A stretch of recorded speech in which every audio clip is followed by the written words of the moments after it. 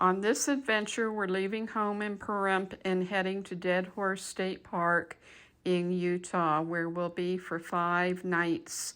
We have many adventures planned there, including hiking and hot air ballooning. We will spend 1 night in Cedar City on the way there and another night on the way back. We are crossing the Utah line. Do you know what is something interesting about Utah, dear?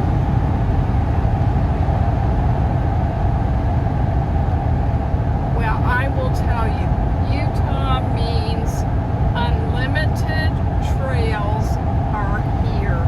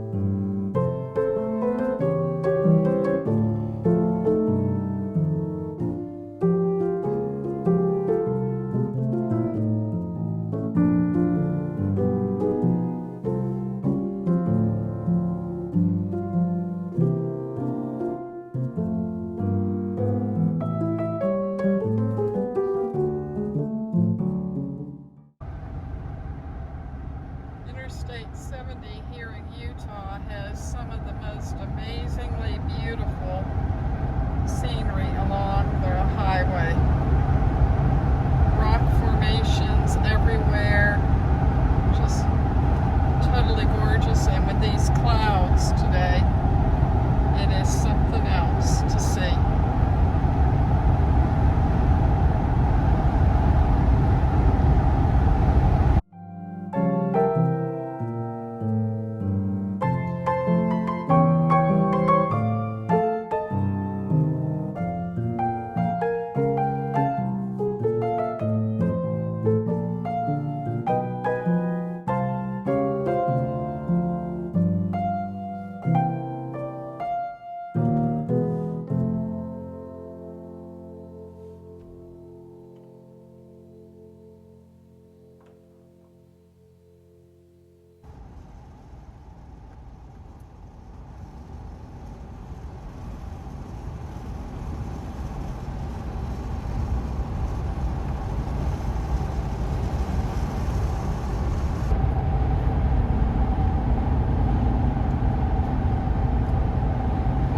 Canyon right in here.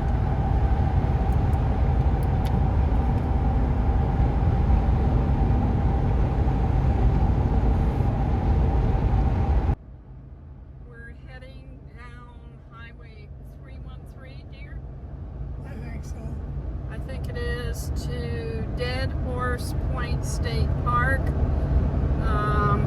Just stopped at the airport to check on our hot air balloon ride tomorrow. This Highway 313 is really a pretty road with all the rock formations on it. We'll talk to you more later. We're approaching the entrance station for Dead Horse Point State Park. We'll see if we have to pay an entrance fee. I've already paid the camping fees. We'll be stopping here now to check things out.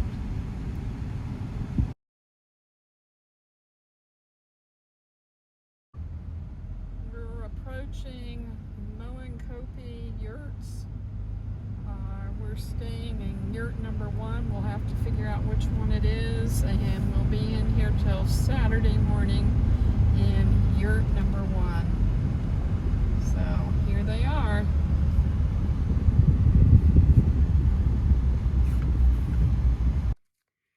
Skip is heading for yurt number 1.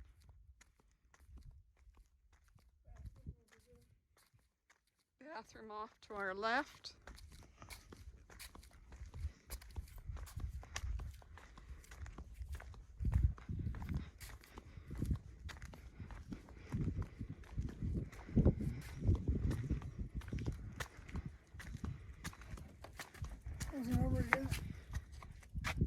4511.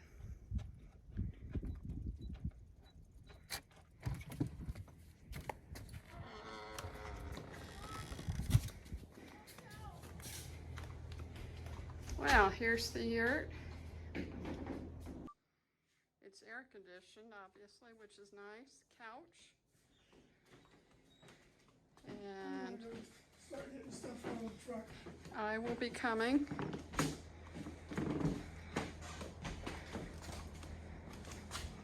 And the bed is a queen size on the bottom and a full size on the top.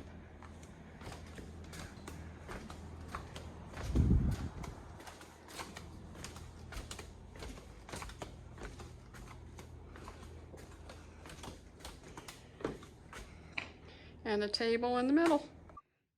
Once again, here's the yurt, and it has a outside barbecue pit and a table and a nice deck where we put our chairs, and it's overlooking the countryside. And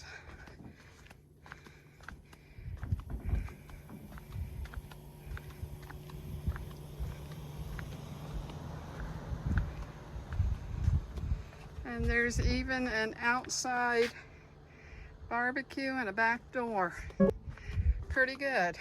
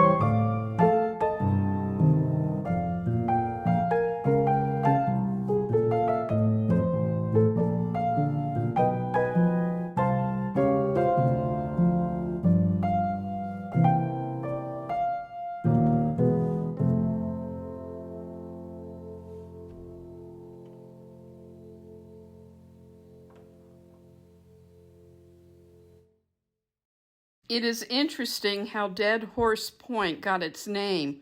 The story goes that years ago some cowboys used to gather up wild horses in the area.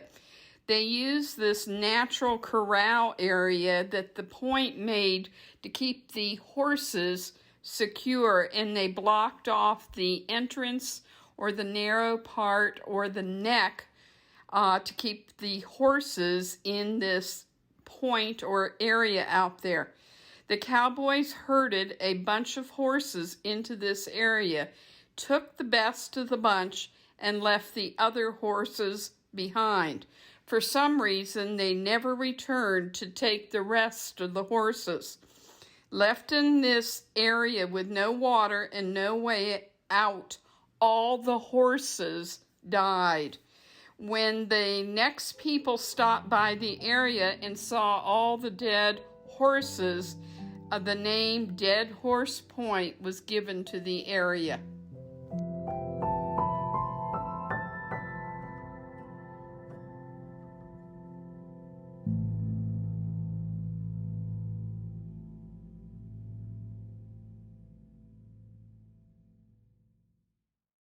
These are evaporation pools. In order to extract potassium chloride, also known as potash, from the desert here in Utah, Intrepid Potash Incorporated uses a series of evaporation pools whose brilliant blue waters are a stark contrast to the red desert surrounding them. Here in Moab, miners pump water from the Colorado River deep underground to reach the potash ore, which lies about 3,900 feet below the surface. The water dissolves the soluble potash into a brine, which is then pumped into underground caverns. Once it's fully dissolved, the potash brine is pumped to one of the evaporation ponds.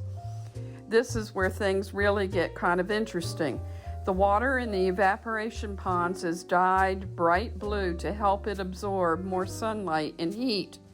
This reduces the time it takes for the potash to crystallize, at which point it can be removed and processed for use as fertilizer. The evaporation process at the Moab ponds takes about 300 days, and the mine produces between 700 and 1,000 tons of potash per day. As the evaporation process takes place, the ponds change color. At times, most of the ponds are a vibrant electric blue.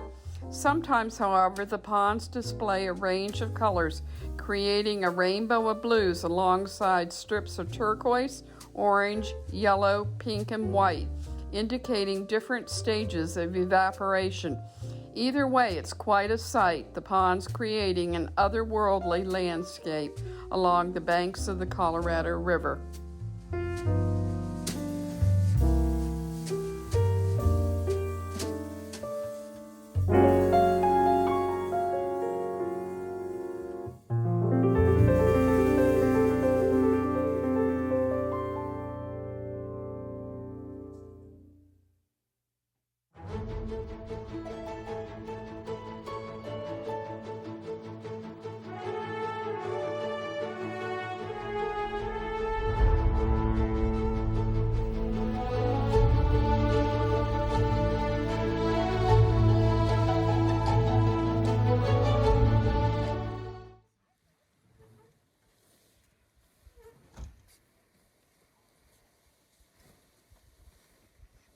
Check it out and take photos.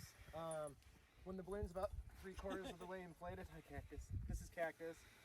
She's our little mascot. I'll go inside and make sure all the control lines are good. And once I get the balloon stood up, everyone can hop in on the left side of the basket, the furthest side. Okay. There's some steps you can use to climb up into it. And yeah, it's looking like a beautiful day for flying. So in a moment, like I said, we'll get the fans on and get everything started. I've been doing this for going on almost 8 years in Moab. 6 weeks? Yeah, 6 weeks. She says no way.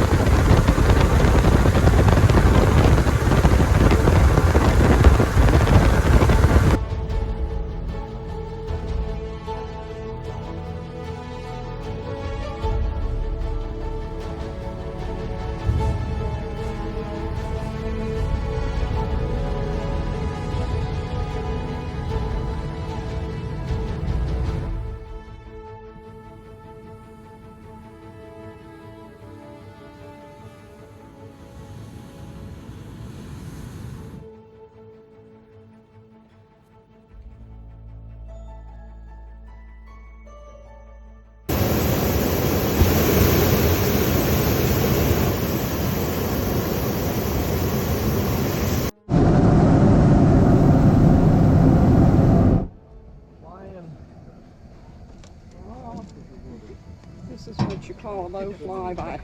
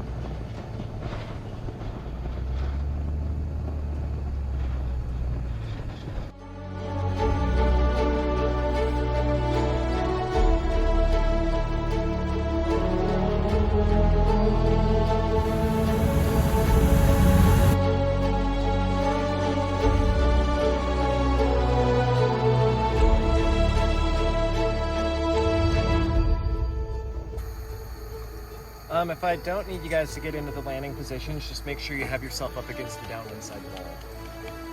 So this wall for you guys, this one for you guys.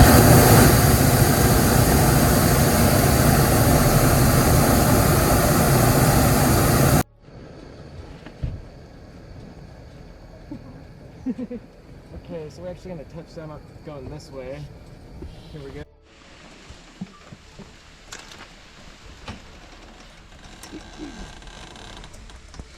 You guys are good to start hopping out. Not bad for your first time. Right?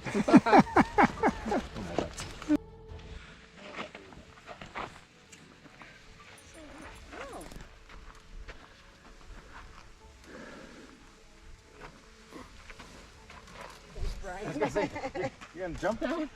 I was going to. Look at you. Legs did any better.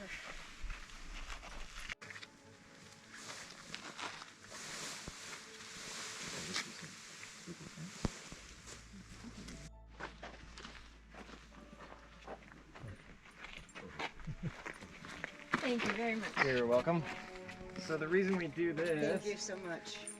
is because hot air ballooning was the first form of aviation, and it started in France. So when people would see the balloons flying through the air, no one knew what they were. Thank you. And they thought it was like witches or aliens, and people would come out ready to kill the pilots when they would land. So they started to carry champagne with them that had the king seal on it, so they could be like, no, we're friendly. And they would all drink so they didn't get killed by the locals. And true story, you can look it up. That's awesome. So that's why it's a tradition that we still do it today. And the balloonist prayer goes, the winds have welcomed you with softness. The sun blessed you with its warm hands. We flew so high and so well. The gods joined us in laughter and placed us gently back into the loving arms of Mother Earth. Thank you Cheers, so everyone. much. Cheers. Cheers.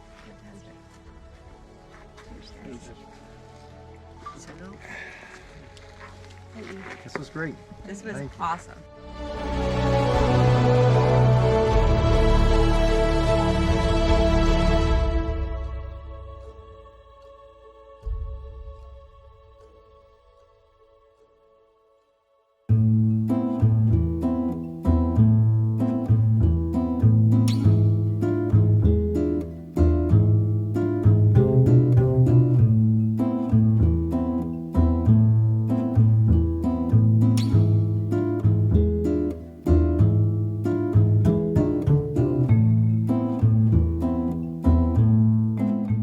Shaffer Trail or Shaffer Canyon Road. Depending on the source, you will see this road referred to by two different names. Shaffer Trail was originally used by Native Americans. In 1917, Saug Shaffer widened the trail and used it to move cattle through the Island in the Sky area. The trail was later widened when prospectors began mining the area for uranium. Once the mining came to an end and tourism picked up, the road was further widened and maintained, and then became known as Shaffer Canyon Road. Shaffer Canyon switchbacks are the most hair-raising and thrilling part of this drive. The road circles under Dead Horse Point, where the final scene in the 1991 movie Thelma and Louise was filmed. It then passes by the evaporation ponds, as the road is then called Potash Road. The road is about 40 miles long from Island in the Sky district of Canyonlands National Park to Moab. At times, the road gets quite rough. It was a beautiful as well as exciting drive to do.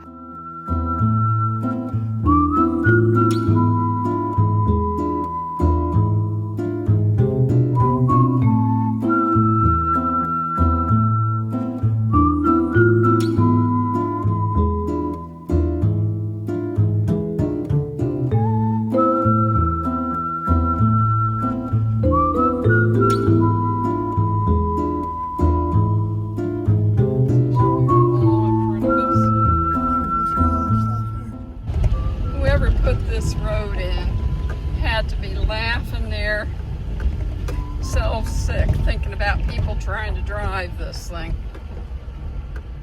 and pass each other on the way down or up. Somebody's coming up.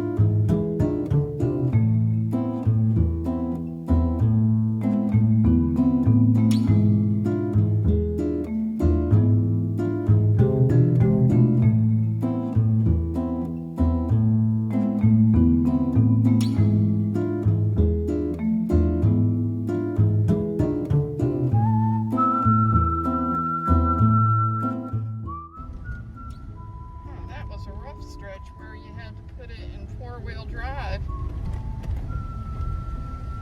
Rugged and on an uphill corner.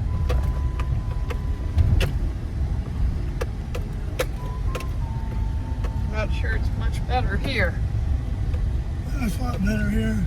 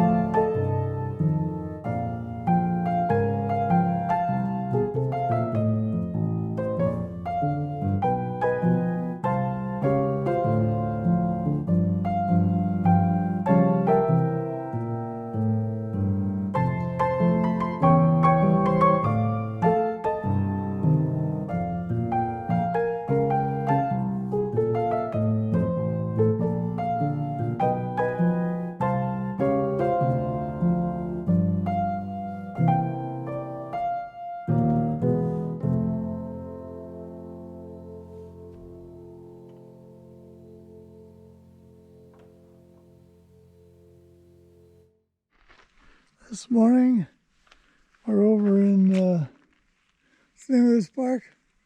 Canyonlands? Canyonlands Island in the Sky National Park. We're going to do a day hike here. So we're getting ready to do Upheaval Dome. into Upheaval Dome. First overlook and second overlook to look in the crater. Yeah.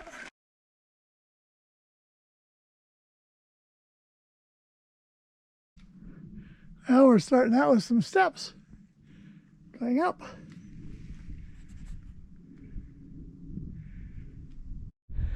Well, we made it to the first overlook. I'm not sure how this formed. I think maybe it was a meteor, right, that crashed in here. Or possibly it was a salt dome that sort of cracked and tilted over time. And right now they're thinking it was probably just a meteorite. Still, that's a beautiful country in here. This is the first overlook, and we're going to walk down to the second overlook, but we're not going to take the trail that goes all the way around because it's supposed to be very strenuous. It'll be about 8 miles long. Well, on my way over here to this second overlook, and we're not here yet. This is just the spot where I stopped. I've been thinking about those scientific theories, and I've come up with a theory of my own. Don't really trust science anymore after this coronavirus fiasco. But you know what I think? I think that this is where a spacecraft, some aliens, crashed and landed. And I think they're still living down in there. I think all those little peaks are the roofs of their underground city. What do you think? Well, I made it to the second overlook. I don't know if Sherry's gonna make it here or not. She sat down back there. It's kind of steep getting up here, so she may not make it. Well, it looks like she's going to try and make it up here after all.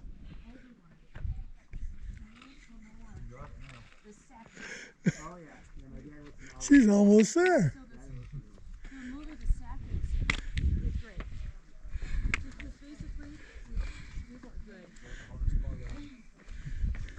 I don't know, getting down might be worse.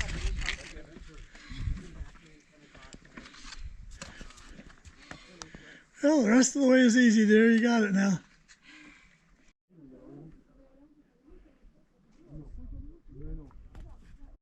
My lungs. She's a little out of breath, but she made it all the way up here. How was it? Hard. Right down there. Yep. One stretch there was difficult. And I had to get my courage built up.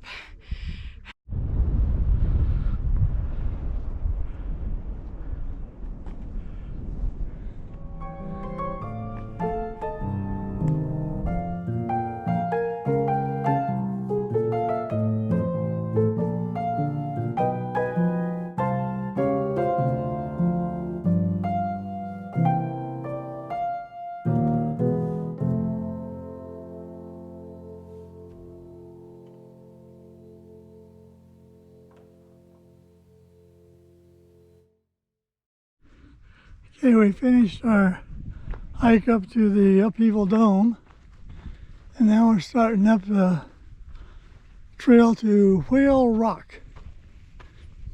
It's real close to Upheaval Dome. That's it, right back over there. From here you can see the trailhead for Upheaval Dome. That's where we just were. And way down over in there you can't see it. But someplace down over there is the Green River. And behind me is where we parked the truck. Here she comes. Up the last little bit. I thought.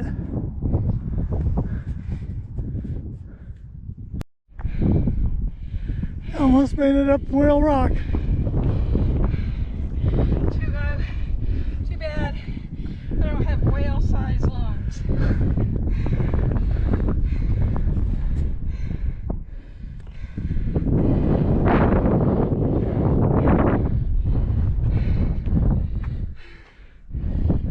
Down there's where the car's parked.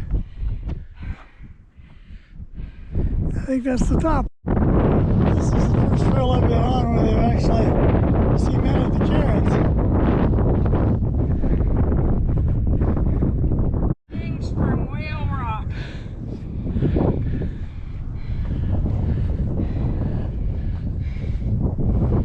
Pretty good view. I think this is the humpback.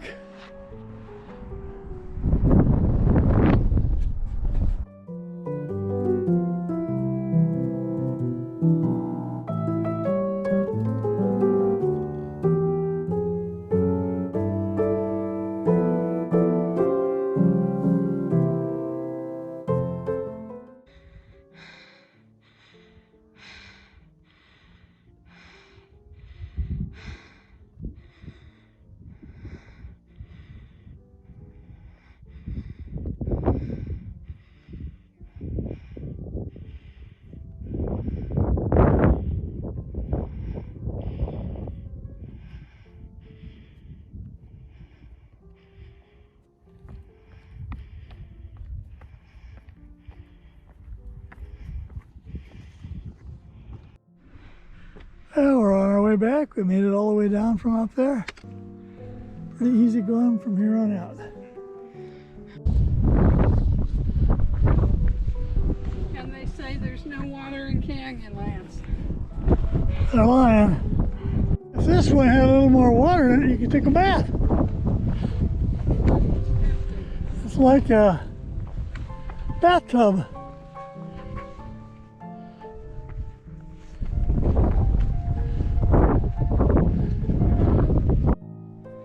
I think the lichen on the rocks is pretty. That bump on top of the whale, we were standing up there, or sitting up there just a few minutes ago. Quite a workout climbing the slick rock, but a tremendous view. And it was cool. Nice breeze.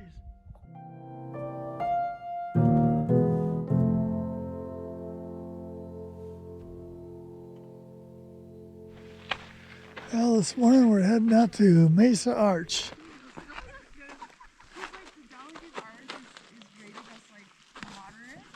Which way are we supposed to go? Well, we got up early this morning to beat the crowd, but everybody else got up early to beat the crowd. But it's not too bad. I guess they get up early because they want to get a picture of the sun coming up. Mesa Arch is an easy-to-visit landmark in Canyonlands. This pothole arch is nearly 50 feet across the mesa's edge, and it frames a very scenic canyon vista. It is classified as a pothole arch because it was formed by surface water that pooled on the sandstone behind the arch, slowly eroding the rock.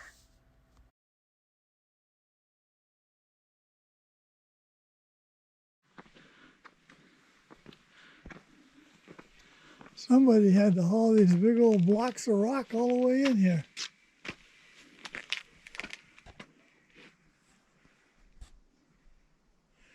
As if there's not enough rocks around here they could have used.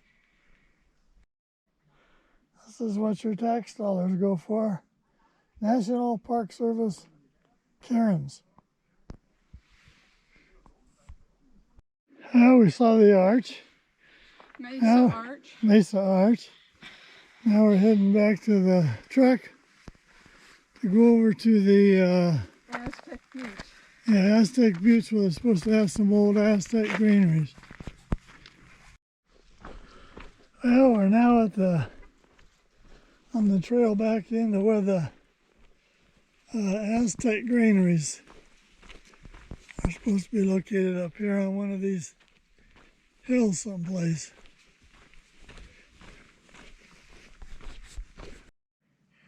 Well, these meteorites are almost completely burned out when they hit the ground. They just left a little tiny cone there. Wondering if the meteorites or asteroids or whatever they were that hit the ground here carried any alien life on them. Haven't seen any yet. We'll have to keep our eyes open. Maybe there's some little aliens down in there. No. Here comes Sherry. No, I'm not. Yes, you are. It's not bad. It's a good spot to go. Just throw your poles ahead of you. My shoes are wide here, and they don't want to Fit. fit in that crevice.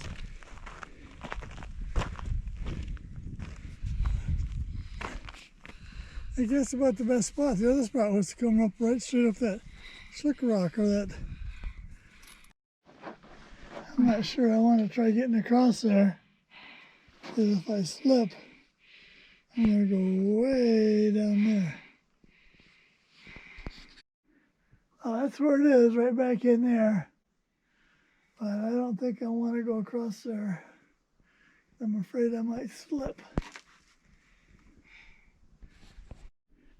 Well, I've been thinking some more about these spots on the ground where it looks like debris from space crashed in and maybe had some living matter on the debris. Wondering why I'm not seeing any living creatures. Maybe it's possible that they probably had to come down through the Earth's atmosphere. It gets really hot. So they may be adapted to really hot temperatures, and it may be too cold yet for them to come out. So I'll just have to keep my eyes open. There's a whole bunch of them in here. If there's really anything living down in there.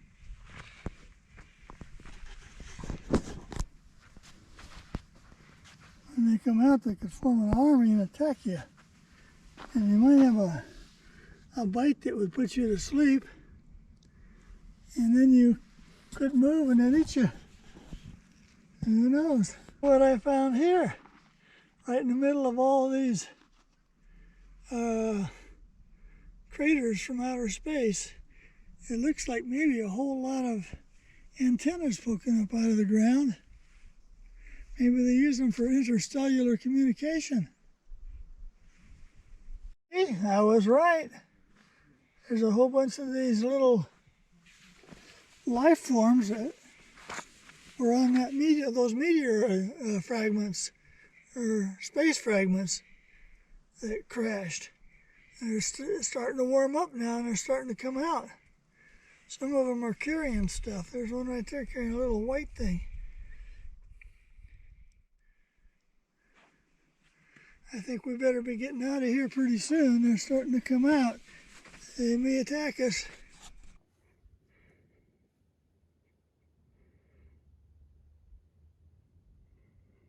They're coming out of the holes right by all these antennas.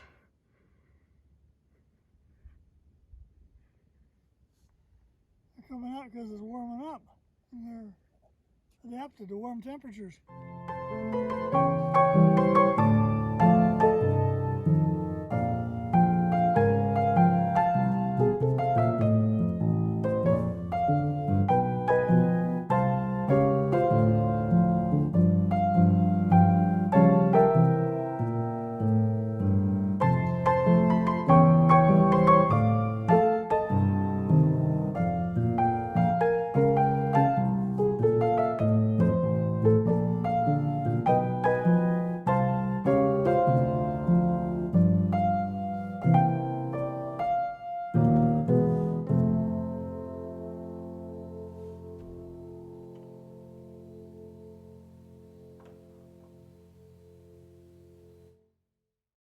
On the last day of our trip, we drove to Fisher Towers Trailhead. The trailhead is about 20 miles east of Moab.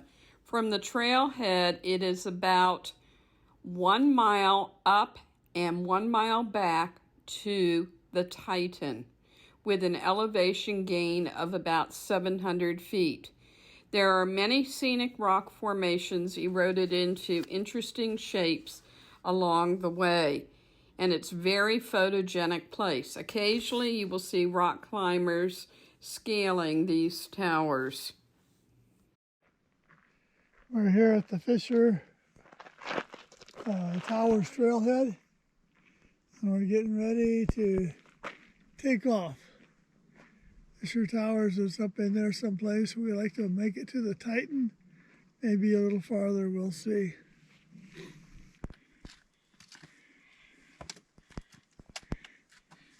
Coming down.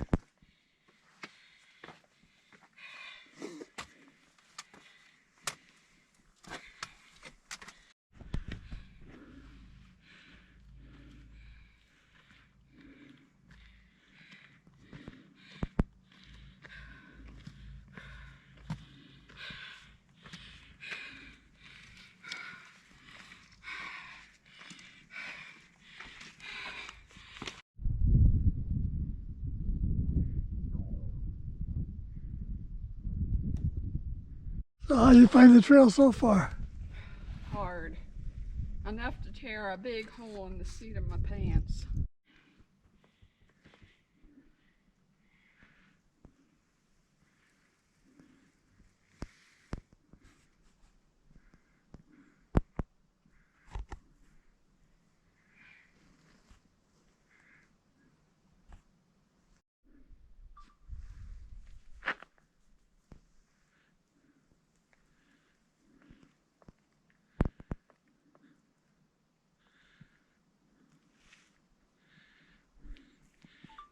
Right over there is where we're headed.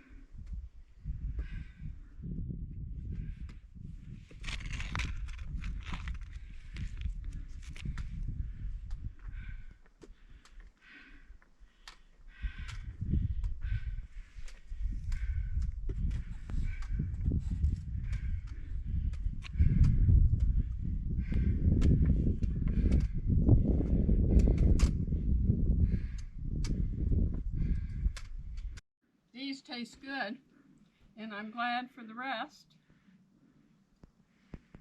And I'm enjoying kingfisher over there. And the one right behind us here, I think, Cottontail. Cottontail. It's way up there.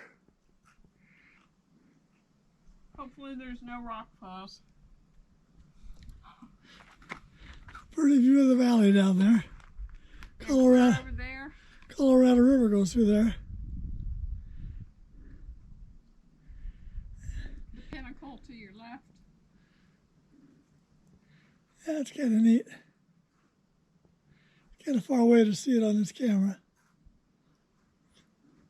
But that back that way is back towards Moab.